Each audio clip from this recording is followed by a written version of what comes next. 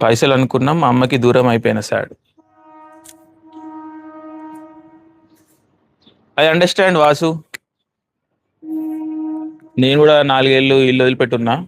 Bad time of my life. ఇక మగాడి బాధలు బ్రో ఇవి.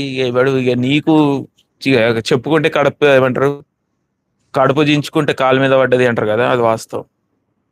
ఎవరికి అర్థం కాదు, ఆ బాధ మనకే తెలుస్తుంది. ఇప్పుడు అమ్మ కోసం ఇంటికి వచ్చేస్తా అంటే అమ్మనే ఒప్పుకోదు. అది కూడా వాస్తవం.